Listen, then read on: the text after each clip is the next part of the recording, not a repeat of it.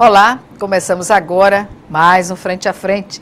Conosco hoje o advogado Alberto Jorge, todos conhecem como Betinho, que vai nos falar sobre o papel da Comissão de Promoção da Igualdade Social, a antiga Comissão das Minorias, que é presidida por ele e que também foi construída a partir da atividade também do Dr. Betinho. Então, vamos falar sobre assuntos relacionados a essa comissão, mas também a outras questões, não é, que estão relacionadas à defesa proposta por essa comissão. Dr. Betinho, eu agradeço antecipadamente a sua participação aqui conosco no programa. E o senhor me dizia antes da entrevista que a sua atividade na advocacia, não é, na militância de advogado, data de 97, exatamente a mesma época em que a comissão foi criada como Comissão das Minorias naquele momento. E de lá para cá, o que dizer das demandas para essa comissão tão importante dentro da estrutura da Ordem dos Advogados do Brasil, aqui em Alagoas? Minha amiga Gorete, um prazer estar sendo entrevistado por você. E um prazer, ele engrandece mais ainda quando a gente vem falar do assunto relacionado às minorias desse estado de Alagoas. Assumimos em 1997 uma missão de coordenar, de presidir a Comissão de Defesa das Minorias Étnicas e Sociais. Era uma inovação aqui no estado de Alagoas. Inovação porque a Ordem dos Advogados jamais tinha feito um trabalho direcionado a homossexuais, a travestis, transexuais, ao negro na questão relacionada à discriminação racial, aos índios em relação a tudo que estava acontecendo com os povos indígenas aqui no estado de Alagoas. Então foi uma inovação muito forte, né? E a partir do momento que nós anunciamos para o estado de Alagoas, com a ajuda da imprensa aqui do nosso estado, cresceu assim assustadoramente as motivações criminosas provocadas por algumas pessoas que ainda insistiam em discriminar as pessoas em relação à cor, em relação à opção sexual. Pois é, recentemente aí eu li as entidades, no jornal Gazeta de Alagoas, a informação das entidades cobrando punição para assassinos de travestis aqui em Alagoas e com a polícia já identificando suspeitos e o senhor presente sempre, justamente o caso mais recente, né, da transexual, da travesti Carla Viana, no final do mês de junho, aqui em Maceió, na região do Tabuleiro. Os crimes continuam acontecendo, doutor Betinho, com os mesmos requintes de crueldade, e como a população, como a sociedade tem reagido a esse tipo, né, de crime que está muito ligado ao preconceito e à discriminação? Olha, em relação a esse caso específico da Carla Viana, é muito importante que vocês que estão nos assistindo agora, nesse exato momento, para que vocês possam ser colaboradores da justiça, né, para que a gente possa colocar os autores desses crimes horrorosos na cadeia. É onde eles devem ficar presos, processados e sentenciados. Porque a sociedade, a gente não pode mais admitir esse tipo de situação. Então, em relação a Carla, uma pessoa benquista na sua comunidade, de Joaquim Gomes, uma pessoa queridíssima, foi homenageada pelo prefeito local no momento do seu enterro. Né? Não é envolvida com tráfico, não é envolvido com drogas, não é envolvido com nenhum tipo de situação que fizesse com que houvesse alguma suspeita para que o crime pudesse acontecer. Então, nos levantamentos, nas conversas com os familiares, na conversa com o pessoal do GGA, o Grupo Gay de Alagoas, com as ONGs que trabalham com LGBT, nós chegamos a uma conclusão de que os elementos que participaram desse crime é um crime transfóbico. É a transfobia, é a vontade de matar alguém porque é gay, porque é uma transexual. Eu assisti ao vídeo e dá para notar, Gorete, o quanto ódio existe naquele momento. Consegue esfaquear ela correndo, levou algumas facadas ainda nas costas e acredito, por causa das dores que estava sentindo, ela conseguiu se evadir do primeiro local e, ao cair no chão, um elemento se aproxima e aplica cerca de mais umas 14 facadas nas costas dela. Então, isso mostra o requinte de crueldade, entende? Um miserável que faz uma situação dessa, entende? E aí vem a nossa participação como Ordem dos Advogados, né? Porque a Ordem tem a obrigação de mostrar para a sociedade que nós ficamos indignados, que nós não aceitamos. E com essa parceria junto com o poder público e com as ONGs que trabalham com o movimento LGBT, nós produzimos, né, esses encontros primeiro com a doutora Thalita, né, a delegada responsável pelo plantão, quando foi dada a notícia pelo HGE que ela tinha... que era o óbito, né? O óbito da travesti. Então, os levantamentos preliminares, a reunião com o delegado doutor Eduardo, isso nos deixou um pouco mais tranquilo, principalmente porque eles entenderam até que esse crime é transfóbico, porque não houve motivação nenhuma a não ser o ódio para que o crime acontecesse. E isso é uma constante, não é? Isso gera demandas constantes para a comissão atuar aqui em Alagoas. Sim, porque a partir do momento que a Ordem dos Advogados ela entra para fazer essa defesa social, a gente resgata aquilo que os movimentos precisam, é confiabilidade em uma instituição. A Ordem é uma instituição forte, a Ordem é uma instituição poderosa e ela tem a voz da OAB, obrigatoriamente tem que ser ouvida. Mas quando a sociedade vai buscar na instituição OAB a garantia, não é, da defesa dessa ordem, digamos, social, de convivência entre diferentes, é porque certamente ela não acredita na ordem que está colocada em nível de Estado, não é? Sim, porque vamos para as fundamentações. A primeira, acreditava-se aqui no Estado que a discriminação, por exemplo, racial, não existia. Era um problema criado pela mentalidade do negro. Isso era admitido pelo Estado, pelo poder público? Era admitido pelo poder público através de seus agentes. Entende? Um agente, quando recebia aqui no Estado uma demanda de discriminação, existia tanta dúvida relacionada ao que estava acontecendo que esta demanda ela vem dar uma falta de credibilidade àquele que foi ofendido. Né? Quando chegava numa delegacia um homossexual ou uma travesti com uma demanda de lesão corporal, com uma demanda de discriminação, eles eram tidos como um cidadão que não existe, porque aquela situação era risos, gracejos, né? Brincadeiras mal intencionadas. Desqualificando a denúncia, inclusive. Então, né? Quando nós assumimos essa questão, eles passaram aí acompanhados. A representação já saía da Ordem dos Advogados pronta. Está aqui seu escrivão, está aqui seu delegado, receba e nós vamos acompanhar o caso.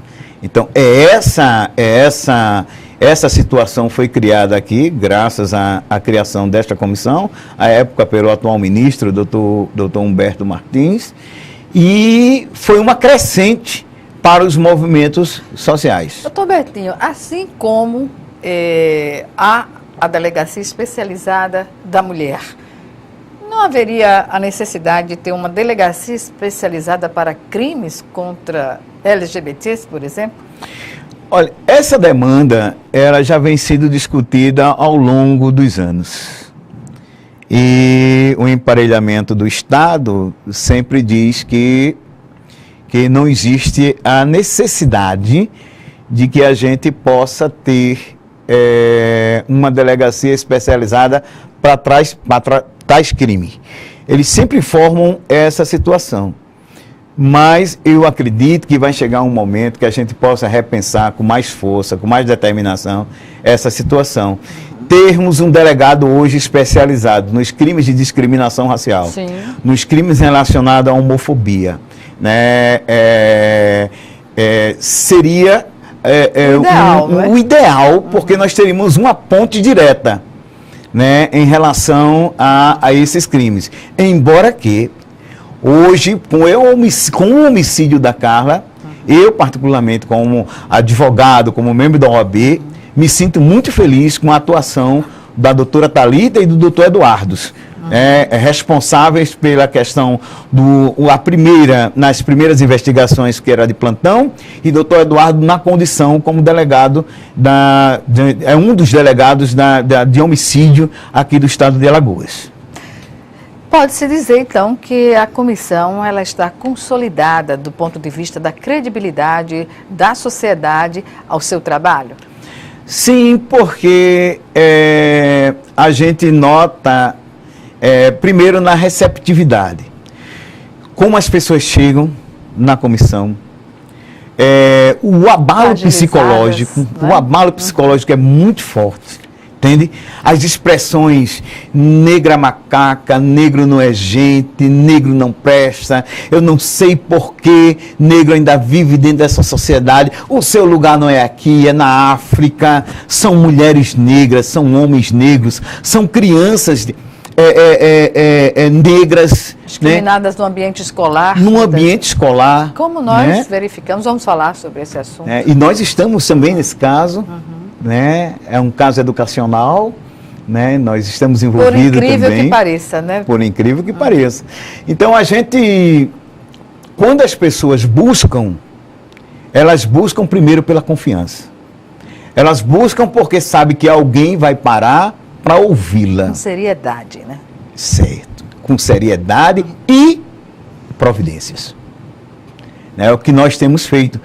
Providências são tomadas, estamos acompanhando passo a passo cada caso que acontece aqui no estado, né, exigindo que as autoridades não entendam aquilo como uma simples brincadeira que envolve cor. Ali foi uma brincadeirazinha que foi tirada. A gente não quer isso, a gente quer apuração, porque todas as pessoas que discriminam,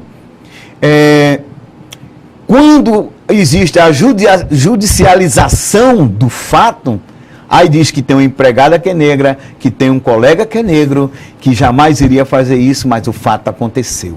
E naquele momento que aconteceu foi crime. É isso. Bem, doutor Betinho, nós vamos chamar agora o nosso primeiro intervalo. E o Frente a Frente volta já já.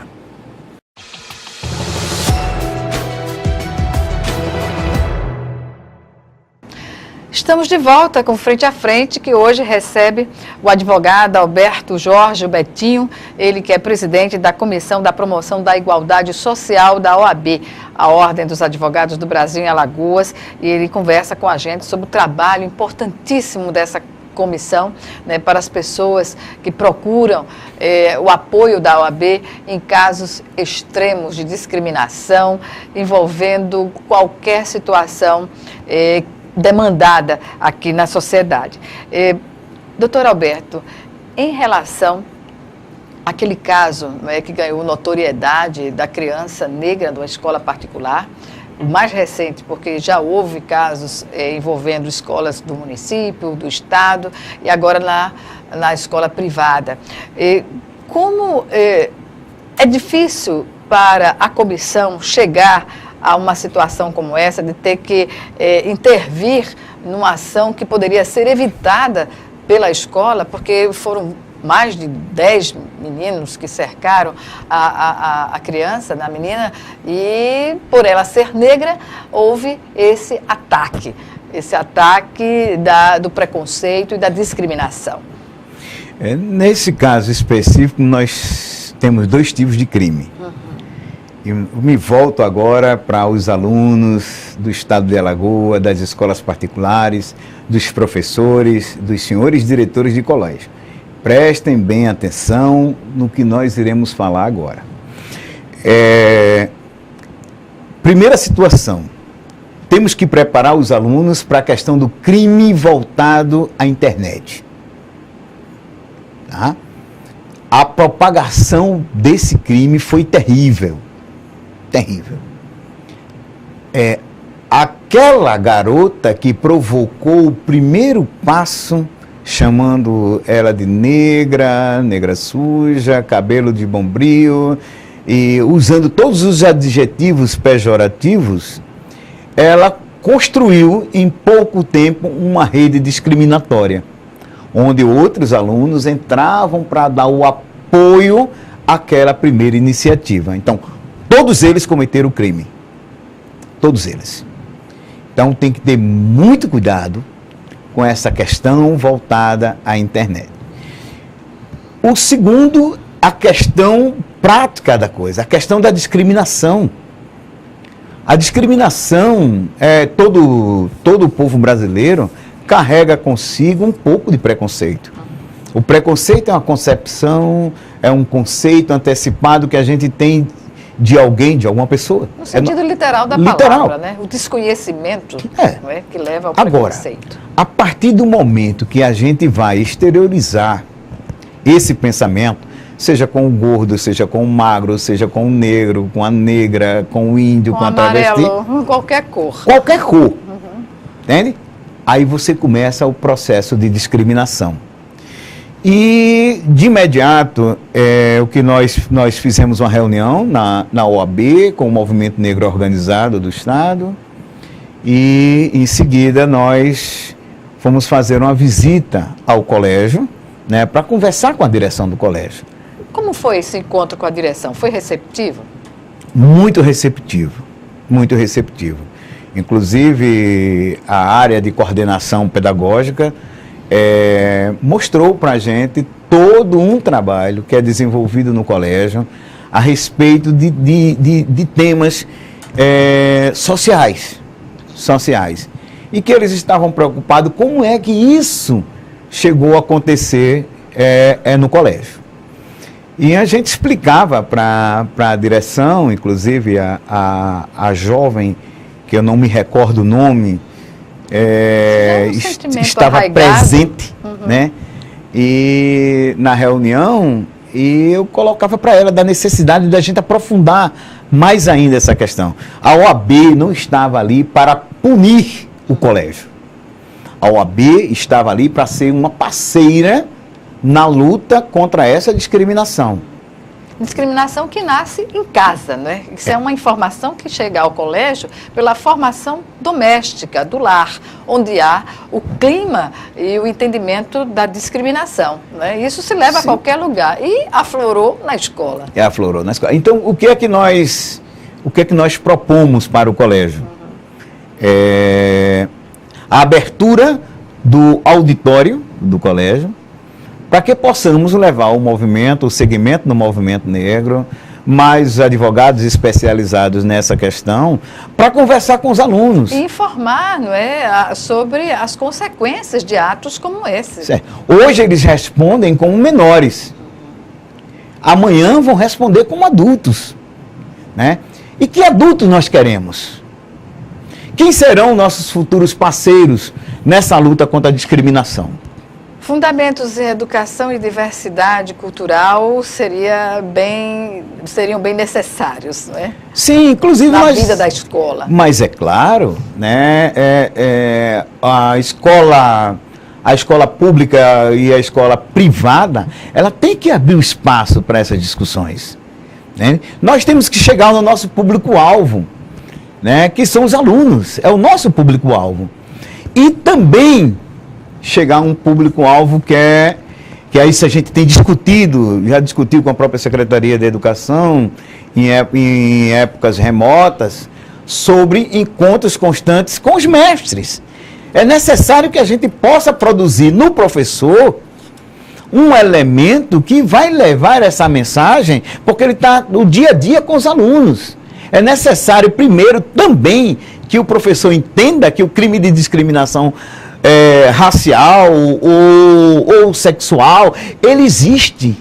Então, você tem que acreditar naquilo. Se você, pelo menos, não acredita... Ou desconhece. Ou que você desconhece, que você aprenda, que você, como mestre, você tem que fazer com que os seus alunos sejam produzidos tanto para as matérias básicas no colégio, como também para a vida. Essa matéria é para a vida toda.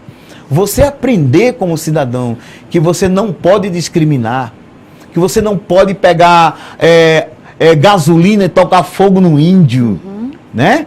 Que você não pode pegar uma faca e atingir uma transexual porque ela é transexual. A gente tem que ensinar isso à sociedade. A gente tem que ensinar isso aos alunos. A gente tem que dizer, a gente tem que repudiar esses atos. E respeitar as diferenças, não é? Sobretudo. Isso é que é o mais importante.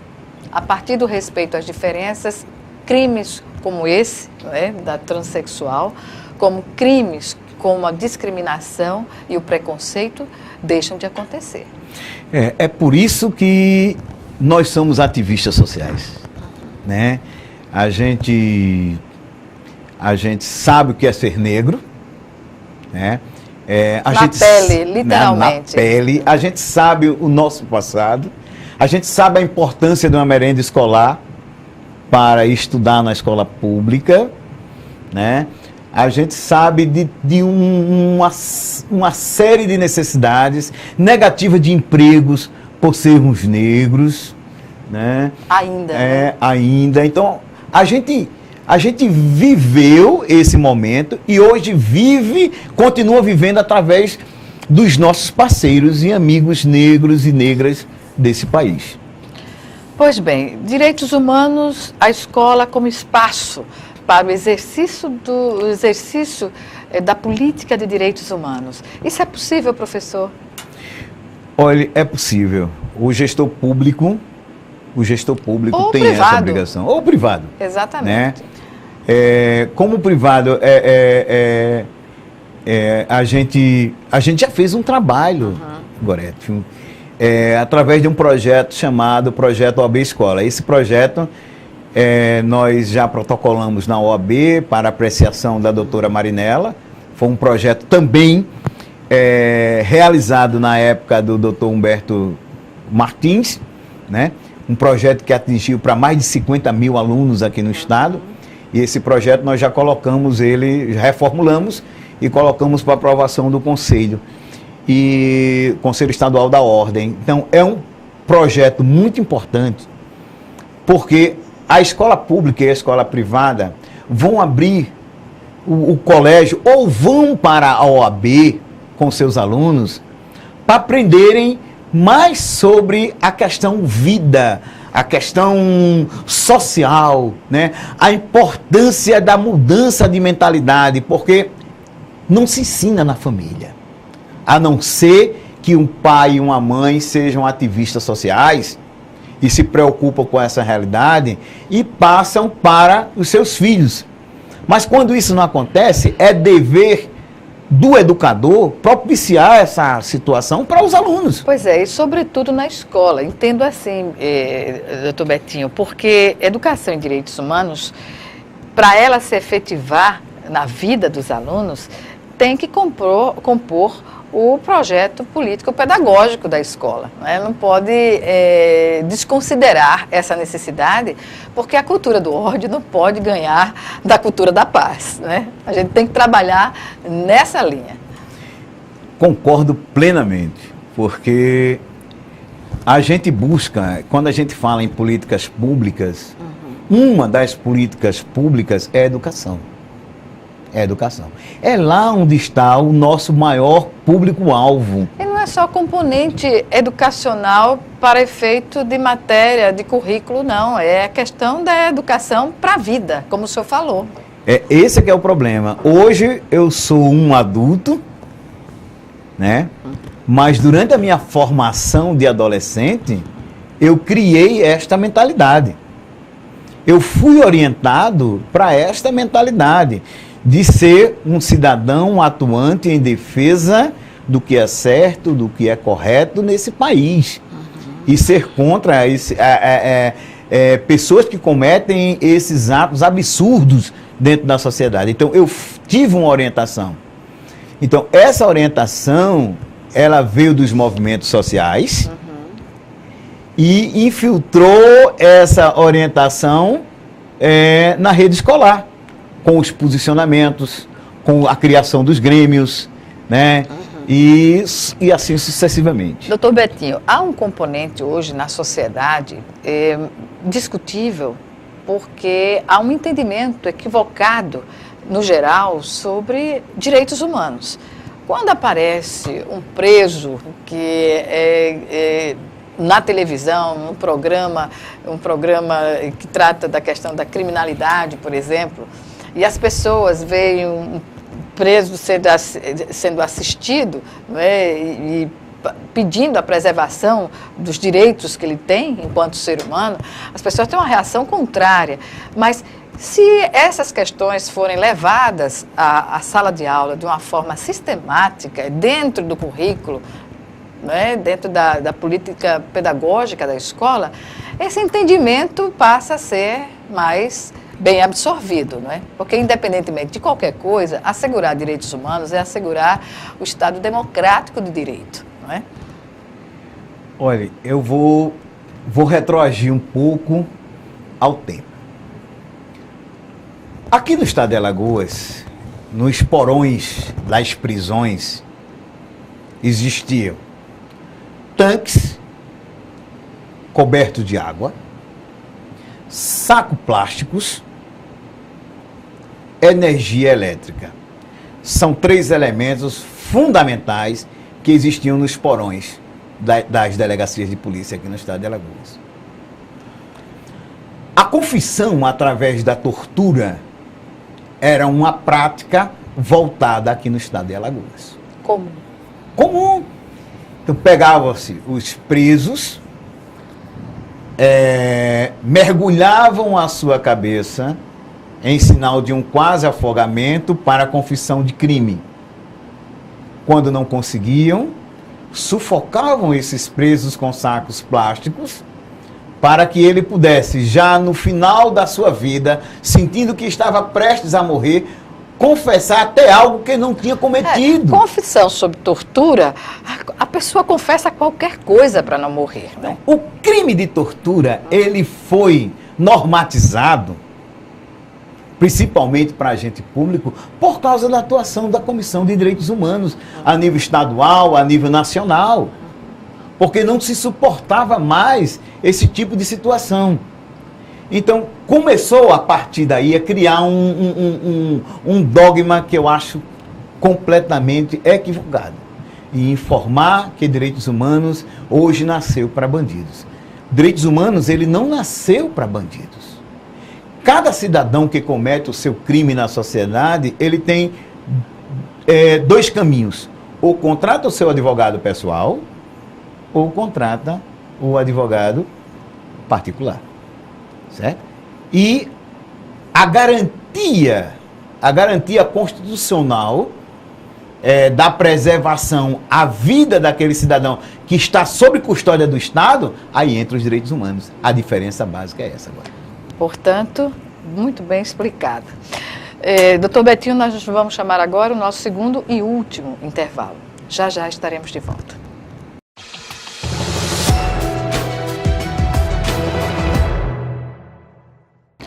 Estamos de volta para o último bloco do Frente a Frente, que hoje recebe o advogado Alberto Jorge, o Betinho, que é presidente da Comissão de Promoção da Igualdade Social da OAB de Alagoas, a Ordem dos Advogados do Brasil.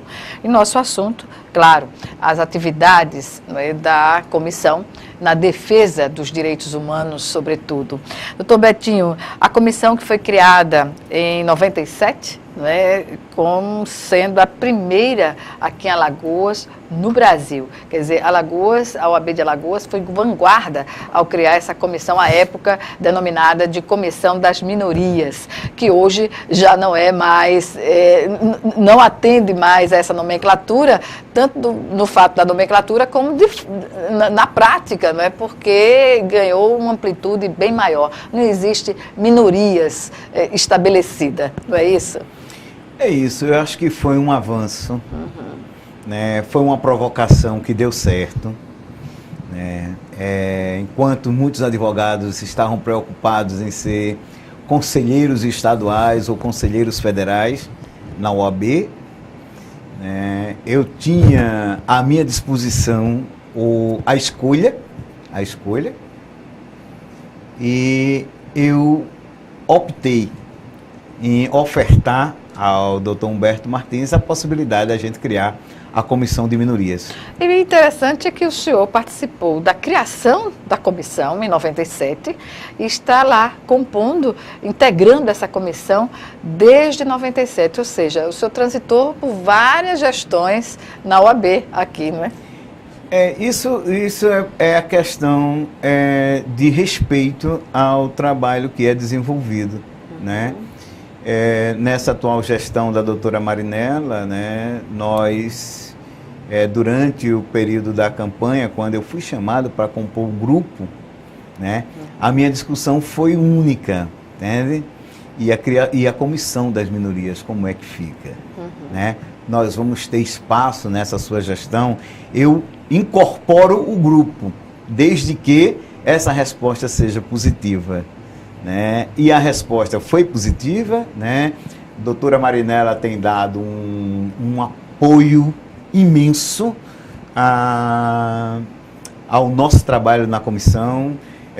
O Conselho Estadual da OAB tem um respeito incrível pelo nosso trabalho, os senhores conselheiros apoiam, participam, entende? Vivenciam determinados momentos que alguns conselheiros nunca tinham vivenciado, estão vendo o mundo de uma outra forma, de uma forma mais real, por causa dos fatos que vem acontecendo aqui no estado. Então, eu acho que foi um produto adquirido pela OAB, né, que se tornou um produto permanente, né?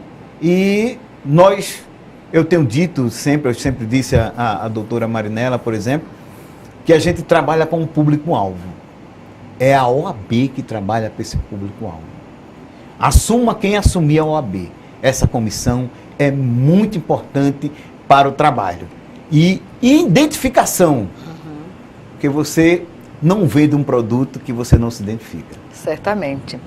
Dentro desse conceito da diversidade religiosa, da educação e diversidade sexual, que busca, na verdade, uma escola não homofóbica e não preconceituosa, eu pergunto, doutor Alberto, a violência e as suas manifestações no geral, isso cabe uma reflexão em torno da ordem patriarcal de gênero na sociedade? Olha, essa palavra gênero provocou um conflito social terrível, terrível. Quem iniciou todo esse conflito social foram os dogmas religiosos, né? Onde não se pode discutir essa questão de gênero no colégio, não se pode discutir questão de gênero em canto nenhum. É importante que as pessoas entendam que essa revolução social, que nós chamamos de revolução social, no sentido de que você entenda um pouco a vida do outro cidadão, né? O porquê as pessoas hoje têm as suas opções de vida, sejam homossexuais, sejam heterossexuais. E outra coisa, eu cometi assim um erro, porque o pessoal diz que eu não posso falar em opção sexual, eu tenho que falar em orientação sexual, né? Então, na questão da orientação sexual, é importante que se discuta gênero. É importante. Discutir gênero não é obrigar você a ser o que o outro optou em ser. Discutir gênero é fazer com que você respeite a mulher na sua fragilidade de mulher. É dizer que você não pode violentar a mulher. É dizer que você não pode estuprar a mulher. Entendeu? É dizer que esse tipo de violência é crime. Contra qualquer pessoa, né? Independente de gênero. Independente de gênero. Entende? É você falar que o cidadão que é homossexual ele tem que ser respeitado, o heterossexual tem que ser respeitado. É gênero. Agora, as pessoas aproveitaram toda essa situação para dizer à sociedade que seus filhos iriam ser orientados para ser homossexuais, para ser futuro travestis, que isso não é correto. Então, criou-se uma ideologia contrária a essa situação. Odiosa, sobretudo. Principalmente odiosa. Hoje, por exemplo, os meus filhos, eu tenho um filho que é advogado, graças a Deus, tenho uma filha que tem 14 anos de idade. Quer discutir gênero com ela? Pode ir. Quer discutir gênero no colégio? O colégio está de portas abertas. Porque eu, como genitor, eu como pai e orientador, eu digo, começa em casa a nossa obrigação de orientar os nossos filhos. Agora, quando a gente não tem preparo para isso, a gente se sente frágil e ataca as entidades como foi atacada a ideologia de gênero aqui no Estado. Pois bem, essa questão, o senhor acredita que o tempo vai ser favorável a uma convivência pacífica ou tudo caminha na contramão da violência que a gente observa não só aqui em Alagoas, mas em outros estados no país? Em 1995, nós comemoramos aqui no estado os 300 anos de Zumbi dos Palmares. Significa dizer que mais de 300 anos de luta. Né? Já estamos 310, 312 anos de luta. Né?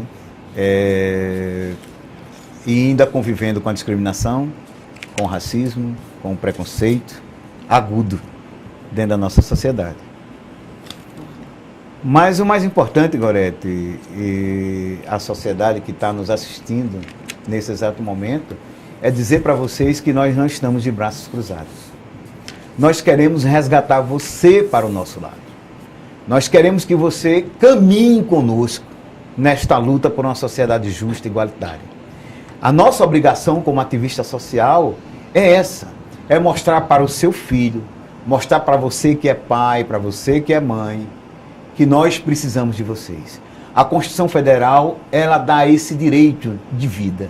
Ela faz com que os seres humanos respirem dentro da sociedade brasileira. Então, nós temos essa obrigação de puxar vocês para serem nossos parceiros na luta por essa sociedade justa e igualitária. O senhor acredita firmemente que a gente possa vir a ter essa sociedade justa e igualitária?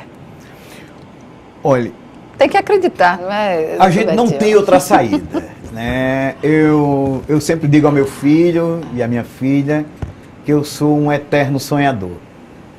Né? Sonhar é muito importante. Viver esse sonho é muito importante. Transformar esse sonho dentro da realidade é o que nós fazemos. O que a gente não pode, Gorete, é silenciar. Os nossos algozes, eles existem. Existem pessoas que não gostam de negro? Existe. Existem pessoas que não gostam dos homossexuais? Existe. Que querem matar as transexuais, as travestis, que querem assassinar? Existem. Essa é a realidade. Agora, é o que eu digo. Parceria, OAB, Ministério Público, as ONGs que trabalham com a comunidade LGBT, o grupo que apoia todo o sentimento do movimento negro no estado de Alagoas, CONEPIR, são entidades importantes para essa relação. E, com certeza, eu quero ser um sonhador dentro da ótica real desse estado. E as entidades, elas mantêm uma unidade de ação aqui ou como os movimentos sociais em geral, estão... já caminharam de forma mais aberta, mais organizada. O que a gente vê nos movimentos sociais é algo meio, uma situação meio lexotânica, né? Está acontecendo tudo no país e está todo mundo quieto, calado. Eu vou partir de uma realidade que eu disse ao pessoal do movimento LGBT. Sexta-feira que passou, eu me senti sozinho dentro da delegacia de homicídios. Eu transferi toda a minha entrevista para uma quarta-feira porque eu tinha uma convocação para fazer para o movimento LGBT. E a convocação foi feita dessa forma.